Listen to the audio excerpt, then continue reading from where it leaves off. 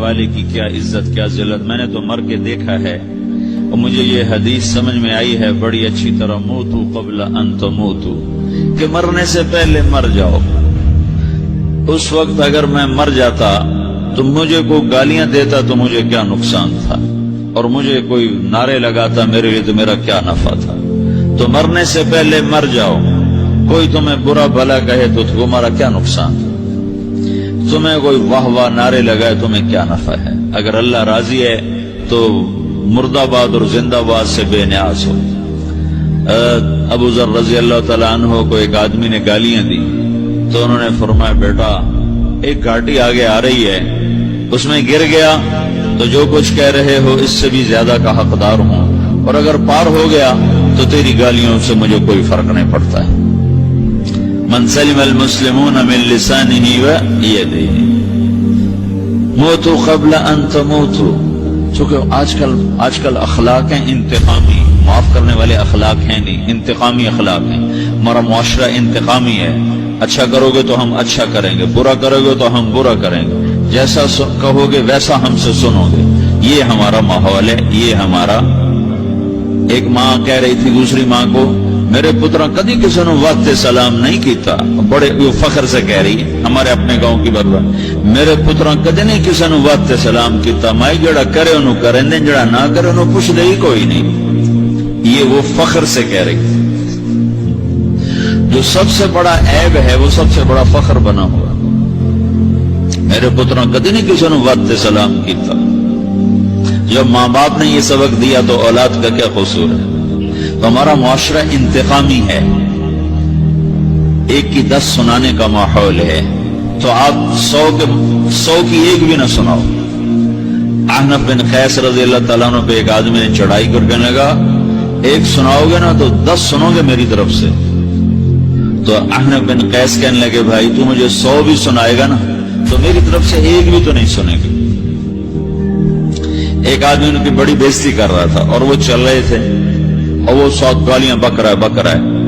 جب آ گیا نا قریب شہر تو کہنے لگے دیکھا میرا قبیلہ یہاں رہتا ہے، اگر کسی نے سن لیا نا تو تیری بڑی دھلائی کر دے گا، تو نے جو مجھے گالیاں دینی میں کھڑا ہوں یہی تو دے لے، تو اپنا سارا زور پورا کر لے تاکہ آگے تجھے کوئی تکلیف نہ پہنچا دے میری وجہ سے۔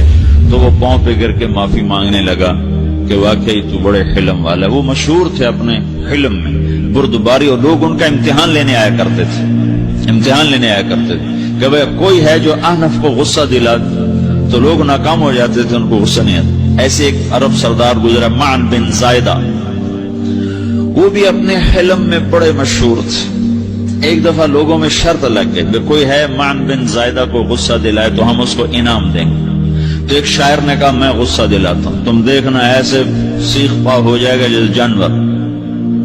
تو وہ چلا گیا اس کی مجلس، دربار لگا، عرب سردار کا بہت بڑا دربار لگا ہوا، تو کہتا السلام علیکم، وعلیکم السلام۔ تو معن بن زائدہ پر ایک دور بڑے فخر کا گزرا تھا، پھر اللہ نے اس کو بہت بڑی سرداری دی، بنو عباس کا بہت بڑا یہ وزیر گورنر تھا۔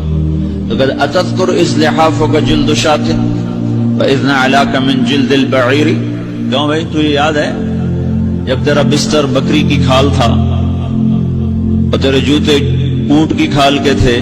تو کہنے لگا کیوں نہیں یاد، بھلا کوئی ماضی بھی بھولتا ہے؟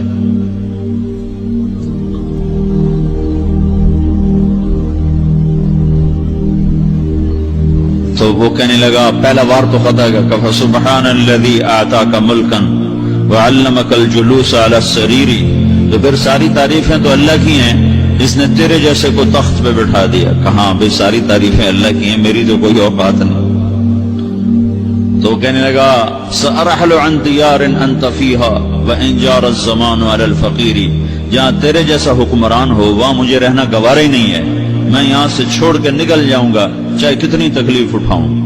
بڑے دربار میں یہ ایک گورنر اور وزیر سے بات ہو رہی ہے، تو وہ کہتا ہے اچھا بھائی اگر تو ہمارے پاس رہے گا تو ہم تیرا اکرام کریں گے، اور اگر تو جانا چاہتا ہے تو پھر رافقت کا سلام۔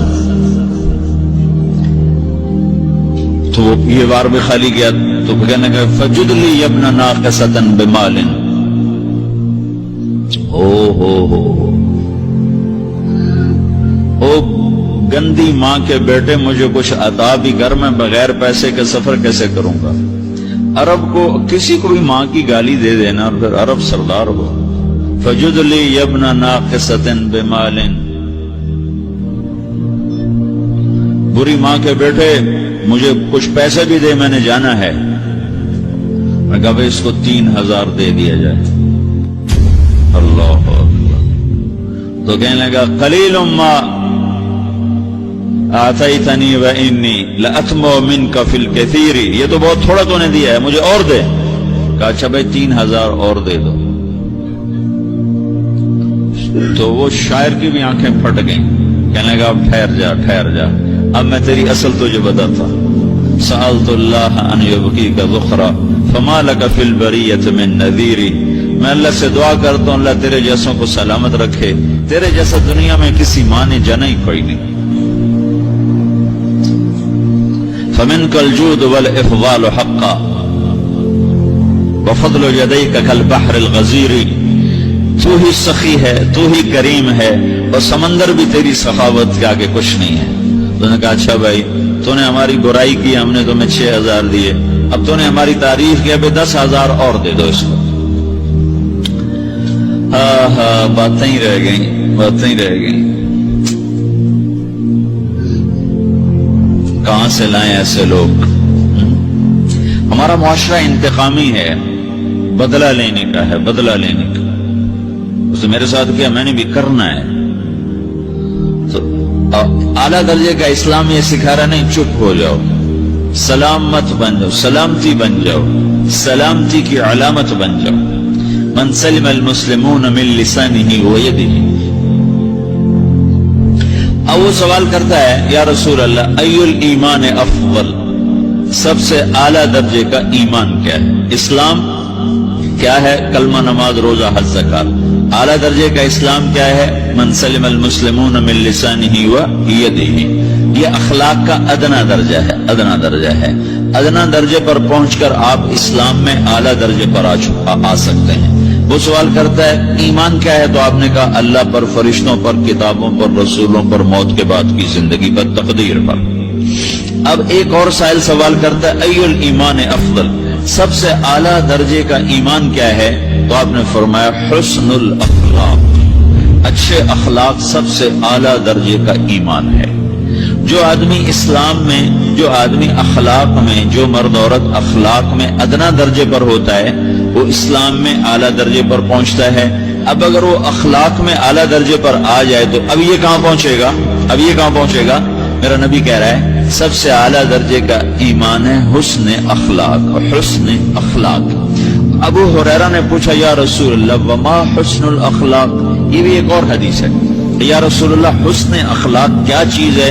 تو آپ نے 3 چیزیں فرمائیں، تصل من قطعک وتعطی من حرمک وتعفو عمن ظلمک. جو تم سے توڑے نہ تم اس سے جوڑو. نہیں کرتا سلام نہ کریں. کوئی ہم چھوٹے باپ کے ہیں؟ ہم تو کبھی بھی نہ کریں، ہم تو کبھی بھی نہ منہ تھوکیں بھی نہیں ہم تو میرا نبی کہہ رہا ہے جو توڑے تم اس سے جوڑو، جو محروم کرے اس سے عطا کرو، جو زیادتی کرے اس سے درگزر کرو. یہ 3 کام جو عورت مرد کر لے گا یہ اخلاق کے اعلیٰ درجے میں ہے. جب یہ اخلاق کے اعلیٰ درجے پر پہنچتا ہے تو پھر میرا نبی کیا بشارت دیتا ہے؟ ادنا درجے پر پہنچ کر تو اعلیٰ مسلمان کی بشارت ہے، اور اخلاق میں اعلیٰ درجے پر پہنچ کر میرا نبی کہتا ہے کاد الحلیم ان یکون نبیا، اعلیٰ اخلاق والا بس نبی بنتے بنتے رہ جاتا ہے. اعلیٰ اخلاق والا ایسے ہے جیسے کہ نبی، قریب ہے کہ وہ نبی بن جائے. یہ تو ہے نا ترجمہ، لیکن ہم ہمارے اردو میں کہتے ہیں وہ نبی بنتے بنتے بنتے رہ گیا. کیا مطلب؟ کہ اس میں اور نبی میں صرف نبوت کا فرق رہ جاتا ہے، باقی وہ سب کچھ حاصل کر لیتا ہے. تو یہ سارے دین کا میں نے آپ کو خلاصہ بتایا ہے کہ میری آپ کی ضرورت ہے کہ میرا اسلام اعلیٰ درجے کا ہو. من سلم المسلمون من لسانه ویدہ، میرا ایمان اعلیٰ درجے کا ہو.